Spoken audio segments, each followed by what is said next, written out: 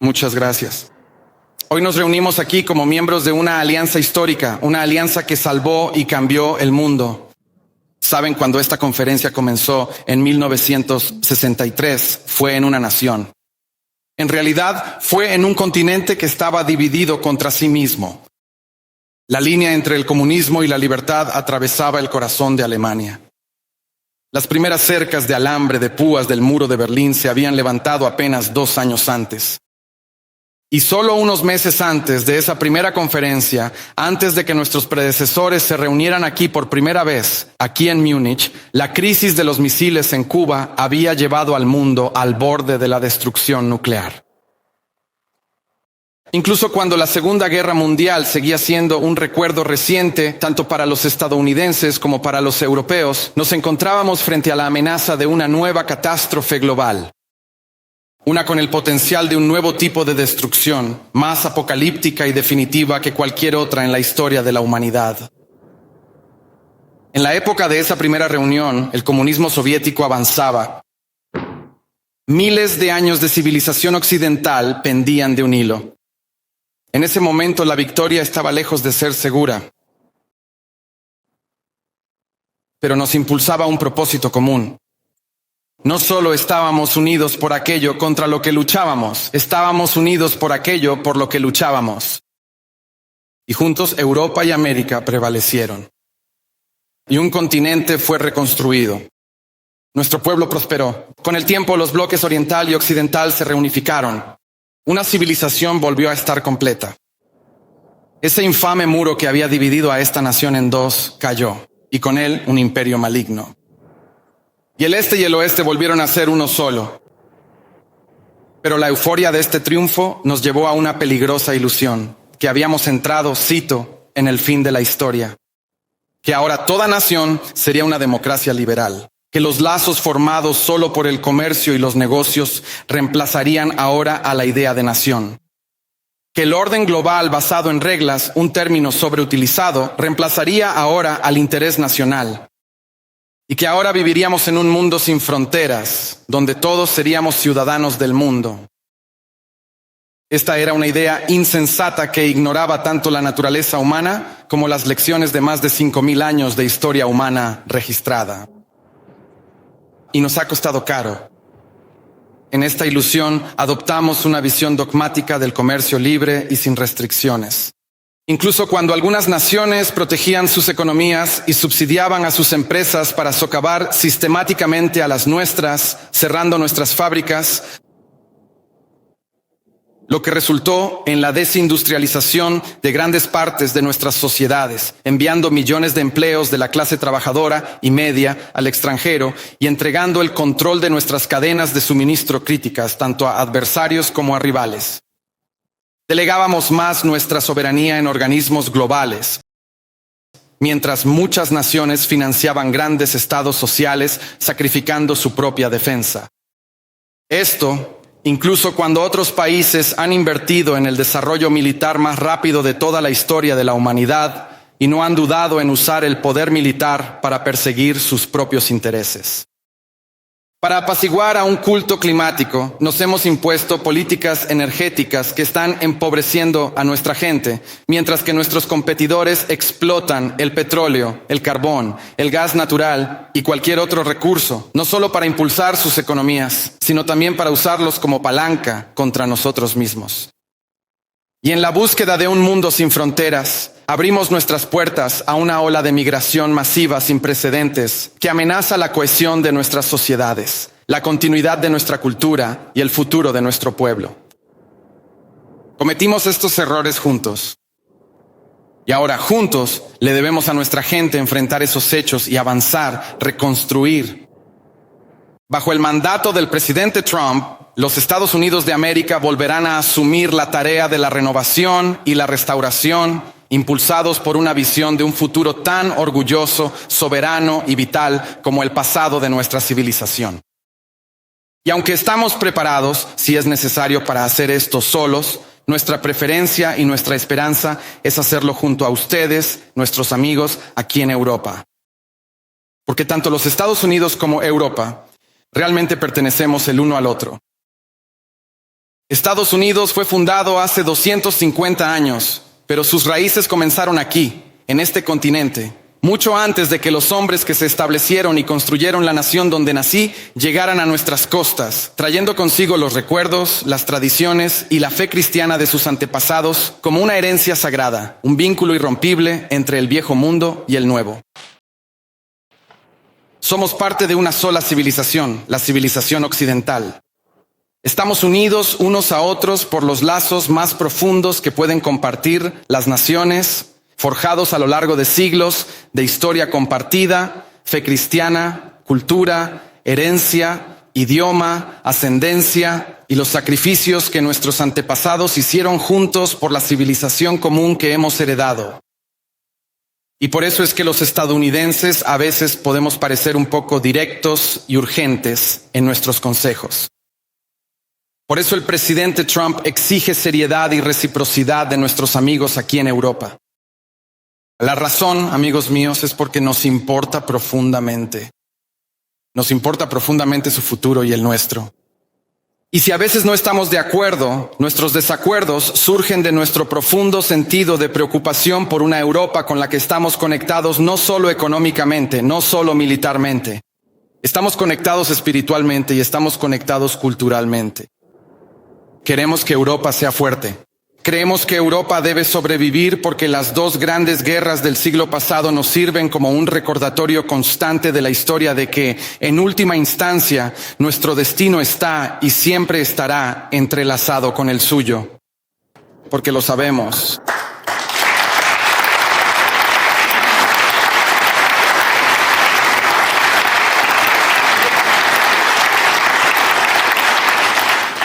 Porque sabemos que el destino de Europa nunca será irrelevante para nuestra propia seguridad nacional, que es en gran parte de lo que trata esta conferencia.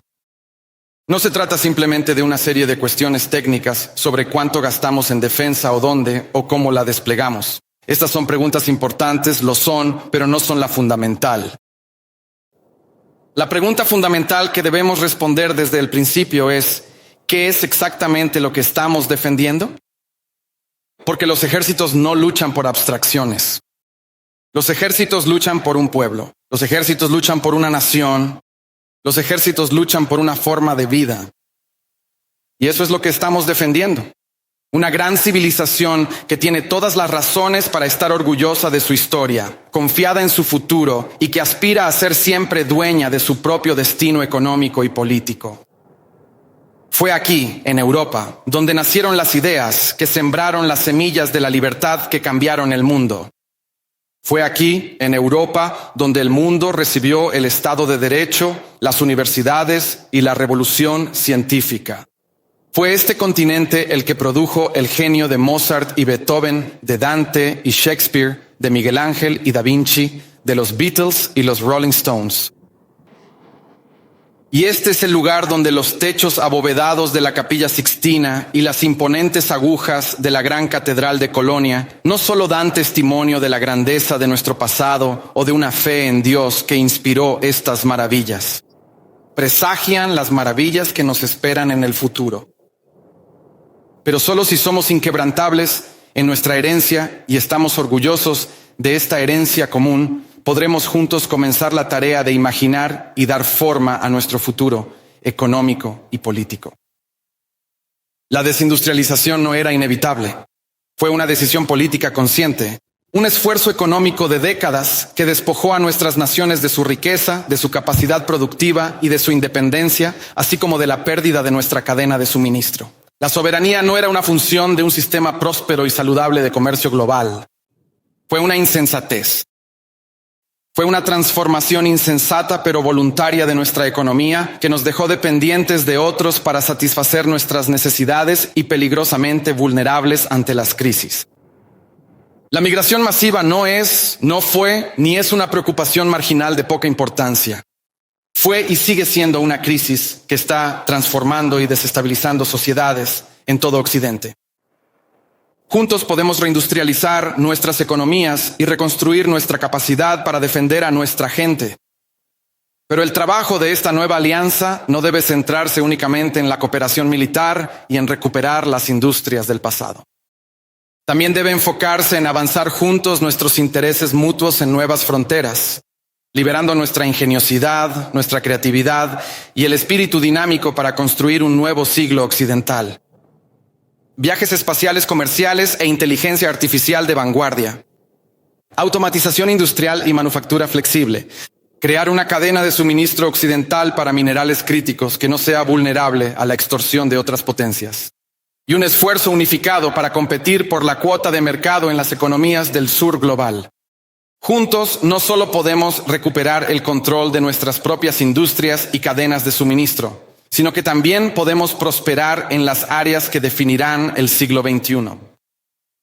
Pero también debemos recuperar el control de nuestras fronteras nacionales, controlando quién y cuántas personas ingresan a nuestros países. Esto no es una expresión de xenofobia, no es odio, es un acto fundamental de soberanía nacional. Y no hacerlo no es solo una abdicación de uno de nuestros deberes más básicos hacia nuestro pueblo. Es una amenaza urgente al tejido de nuestras sociedades y a la supervivencia misma de nuestra civilización. Y finalmente, ya no podemos poner el llamado orden global por encima de los intereses vitales de nuestro pueblo y nuestras naciones. No necesitamos abandonar el sistema de cooperación internacional que nosotros mismos creamos. No necesitamos desmantelar las instituciones globales del viejo orden que juntos construimos. Pero estas deben ser reformadas. Estas deben ser reconstruidas. Por ejemplo, las Naciones Unidas todavía tienen un enorme potencial para ser una herramienta para el bien en el mundo. Pero no podemos ignorar que hoy, en los asuntos más urgentes que enfrentamos, no tiene respuestas y prácticamente no ha desempeñado ningún papel. No pudo resolver la guerra en Gaza. En cambio, fue el liderazgo estadounidense el que liberó a los cautivos de los bárbaros y logró una tregua frágil. No ha resuelto la guerra en Ucrania. Se necesitó el liderazgo estadounidense y la colaboración con muchos de los países aquí presentes solo para llevar a ambas partes a la mesa en busca de una paz que aún sigue siendo esquiva. Fue incapaz de contener el programa nuclear de los clérigos chiitas radicales en Teherán, que requirió 14 bombas lanzadas con precisión por bombarderos estadounidenses B-2. Y no pudo abordar la amenaza a nuestra seguridad proveniente de un dictador narcoterrorista en Venezuela. En cambio, fueron las fuerzas especiales estadounidenses las que llevaron a este fugitivo ante la justicia. En un mundo perfecto, todos estos problemas y más serían resueltos por diplomáticos y resoluciones enérgicamente redactadas. Pero no vivimos en un mundo perfecto. Y no podemos seguir permitiendo que quienes amenazan abiertamente y sin tapujos a nuestros ciudadanos y ponen en peligro nuestra estabilidad global se escuden tras abstracciones del derecho internacional que ellos mismos violan de manera rutinaria. Este es el camino que el presidente Trump y Estados Unidos han emprendido. Es el camino al que les pedimos aquí en Europa que se unan a nosotros. Es un camino que ya hemos recorrido juntos antes y esperamos volver a recorrer juntos. Durante 5 siglos antes del final de la Segunda Guerra Mundial, Occidente había estado expandiéndose. Sus misioneros, sus peregrinos, sus soldados, sus exploradores salían de sus costas para cruzar océanos, poblar nuevos continentes, construir vastos imperios que se extendían por todo el mundo. Pero en 1945, por primera vez desde la época de Colón, estaba contrayéndose. Europa estaba en ruinas. La mitad vivía tras un telón de acero y el resto parecía que pronto seguiría el mismo destino. Los grandes imperios occidentales habían entrado en un declive terminal, acelerado por revoluciones comunistas sin Dios y por levantamientos anticoloniales que transformarían el mundo y cubrirían vastas extensiones del mapa con la hoz y el martillo rojos en los años venideros. Frente a ese panorama, entonces como ahora, muchos llegaron a creer que la era de dominio de Occidente había llegado a su fin y que nuestro futuro estaba destinado a ser un eco débil y apagado de nuestro pasado. Pero juntos, nuestros predecesores reconocieron que el declive era una elección. Y fue una elección que se negaron a tomar. Esto es lo que hicimos juntos una vez antes. Y esto es lo que el presidente Trump y los Estados Unidos quieren volver a hacer ahora. junto a ustedes. Y por eso no queremos que nuestros aliados sean débiles, porque eso nos debilita a nosotros.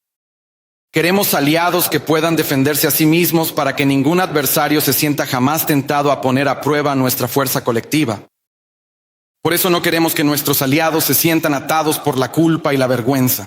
Queremos aliados que estén orgullosos de su cultura y de su herencia, que entiendan que somos herederos de la misma gran y noble civilización y que junto con nosotros estén dispuestos y sean capaces de hacerlo, para defenderlo. Y es por esto que no queremos que los aliados racionalicen el status quo roto en lugar de considerar lo que es necesario para arreglarlo. Porque nosotros en Estados Unidos no tenemos interés en ser cuidadores educados y ordenados del declive gestionado de Occidente. No buscamos separarnos, sino revitalizar una vieja amistad y renovar la mayor civilización de la historia humana. Lo que queremos es una alianza revitalizada que reconozca que lo que ha afectado a nuestras sociedades no es solo un conjunto de malas políticas, sino una sensación de desesperanza y complacencia. La alianza que queremos es una que no quede paralizada por el miedo al cambio climático, miedo a la guerra, miedo a la tecnología. En cambio, queremos una alianza que avance con valentía hacia el futuro. Y el único miedo que tenemos es el miedo a la vergüenza de no dejar a nuestras naciones más orgullosas, fuertes y prósperas para nuestros hijos. Una alianza lista para defender a nuestro pueblo, salvaguardar nuestros intereses y preservar la libertad de acción que nos permite forjar nuestro propio destino. No una que exista para operar un estado de bienestar global y expiar los supuestos pecados de generaciones pasadas. Una alianza que no permita que su poder sea externalizado, limitado o subordinado a sistemas fuera de su control. Una que no dependa de otros para las necesidades críticas de su vida nacional. Y una que no mantenga la cortés apariencia de que nuestra forma de vida es solo una entre muchas y que pida permiso antes de actuar. Y sobre todo, una alianza basada en el reconocimiento de que nosotros, Occidente, hemos heredado juntos. Lo que hemos heredado juntos es algo único, distintivo e irreemplazable, porque esto, al fin y al cabo, es la base misma del vínculo transatlántico. Actuando juntos de esta manera, no solo ayudaremos a recuperar una política exterior sensata, esto nos devolverá una visión más clara de nosotros mismos. Nos devolverá un lugar en el mundo. Y al hacerlo, reprenderá y disuadirá a las fuerzas de borrado civilizacional que hoy amenazan tanto a América como a Europa por igual. Así que, en una época de titulares que anuncian el fin de la era transatlántica, que quede claro y sea sabido por todos que ese no es nuestro objetivo ni nuestro deseo. Porque para nosotros, los estadounidenses, nuestro hogar puede estar en el hemisferio occidental, pero siempre seremos hijos de Europa.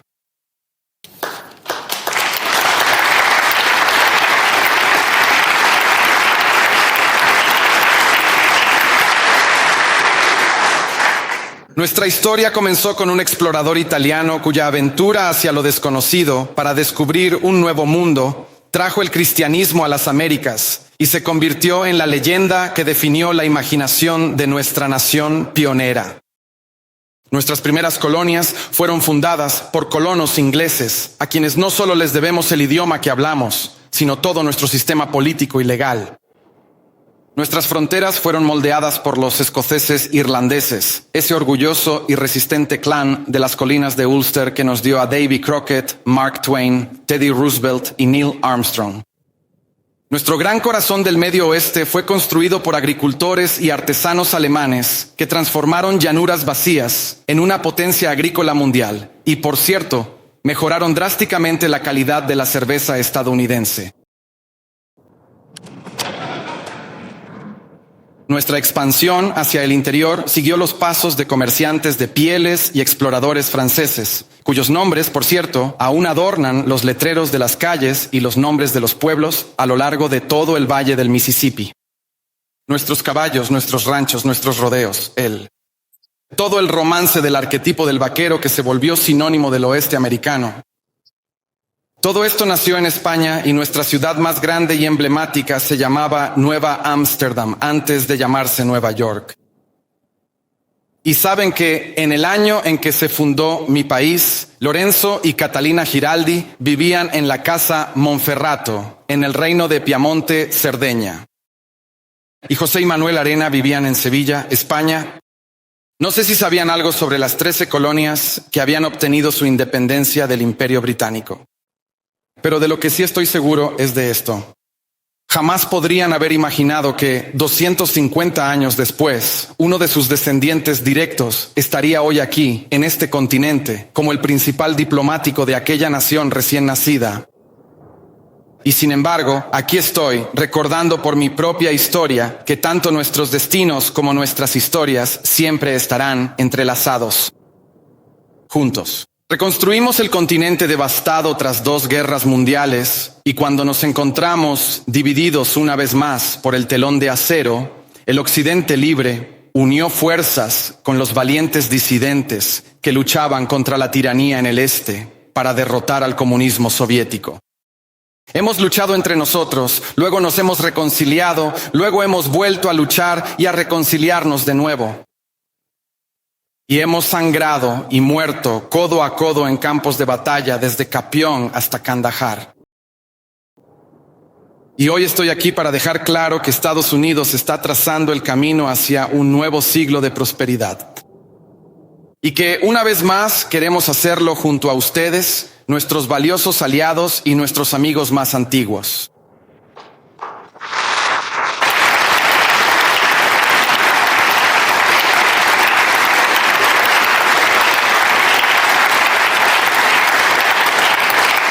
Queremos hacerlo junto a ustedes, con una Europa orgullosa de su herencia y de su historia, con una Europa que tiene el espíritu de la creación y la libertad, que envió barcos a mares desconocidos y dio origen a nuestra civilización, con una Europa que tiene los medios para defenderse y la voluntad de sobrevivir. Debemos estar orgullosos de lo que logramos juntos en el siglo pasado.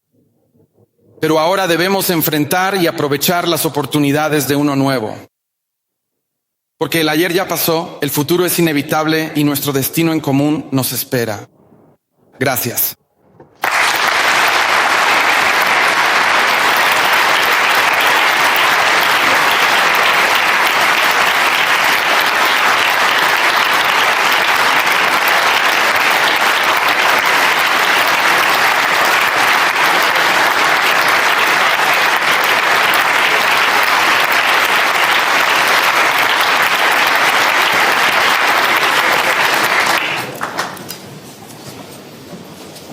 Señor secretario, no estoy seguro de que haya escuchado el suspiro de alivio en este salón cuando estábamos escuchando lo que yo interpretaría como un mensaje de tranquilidad, de asociación.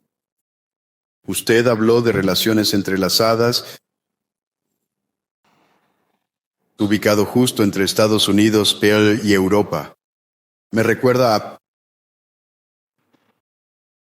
declaraciones hechas hace décadas por sus predecesores cuando la discusión era: ¿es realmente América una potencia europea? ¿Es América una potencia en Europa? Gracias por ofrecer este mensaje de tranquilidad sobre nuestra asociación. De hecho, no es la primera vez que Marco Rubio está aquí en la Conferencia de Seguridad de Múnich. Ha estado aquí un par de veces antes, pero es la primera vez que viene y es el orador como secretario de Estado. Así que, nuevamente, gracias. Ahora solo tenemos un par de minutos para unas pocas preguntas.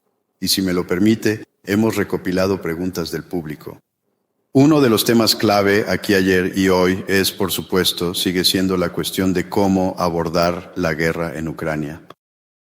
Muchos de nosotros, en las discusiones del último día, de las últimas 24 horas, hemos expresado la impresión de que los rusos, permítanme decirlo coloquialmente, los rusos están ganando tiempo.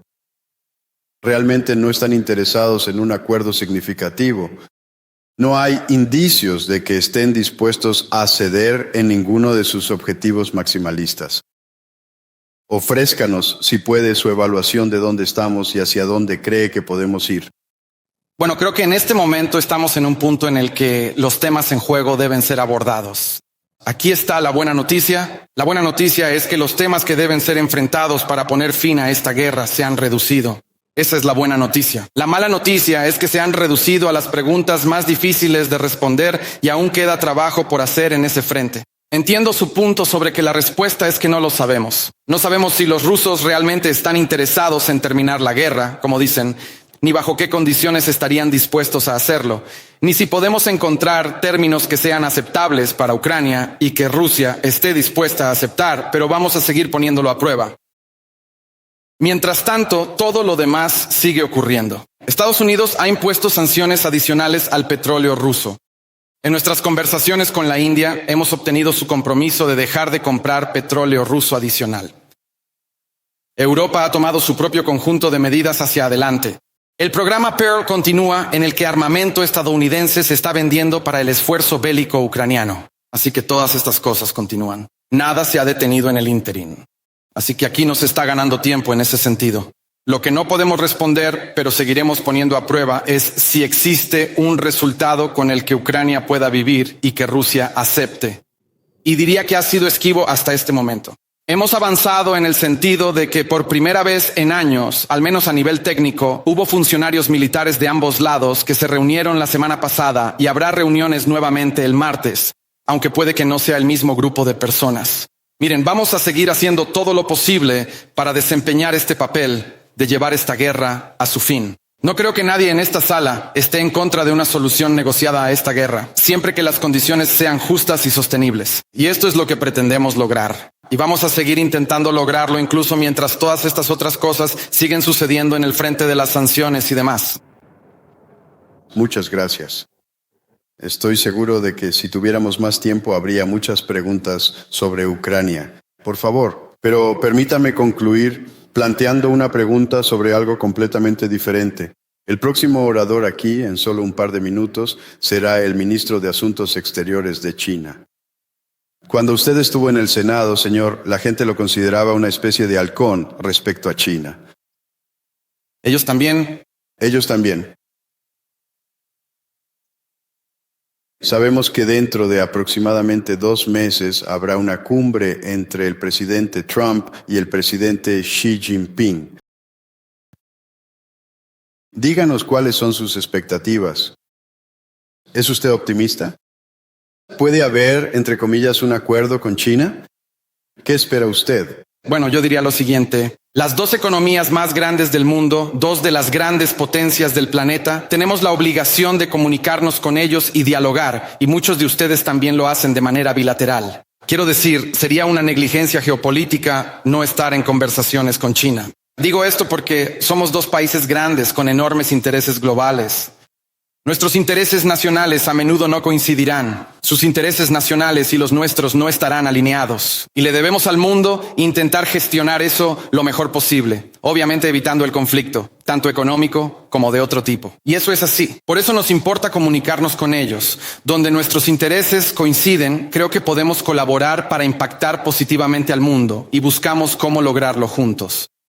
Pero tenemos que tener una relación con China, y muchos de los países representados aquí hoy también tendrán que tener una relación con China, siempre entendiendo que nada de lo que acordemos puede ser a expensas de nuestro interés nacional. Y francamente esperamos que China actúe en su propio interés nacional, así como esperamos que todo Estado-nación actúe en su propio interés nacional. Y el objetivo de la diplomacia es tratar de navegar esos momentos en los que nuestros intereses nacionales entran en conflicto entre sí, siempre esperando hacerlo de manera pacífica. Creo que también tenemos una obligación especial porque cualquier cosa que ocurra entre Estados Unidos y China en materia comercial tiene una implicación global.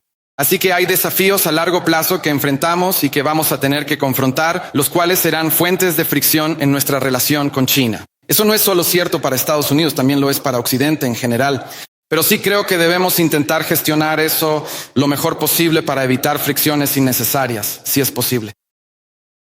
Pero nadie se hace ilusiones. Existen algunos desafíos fundamentales entre nuestros países y entre Occidente y China que continuarán en el futuro previsible por una variedad de razones. Y son algunas de las cosas en las que esperamos poder trabajar junto a ustedes. Gracias. Muchas gracias, señor secretario.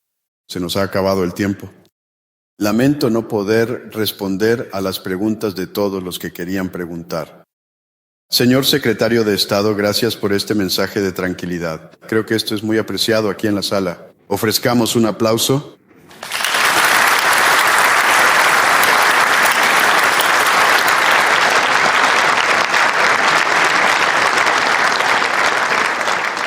estás obteniendo valor de este video, solo le pido que le dé like, lo comparta y se suscriba al canal si aún no lo ha hecho.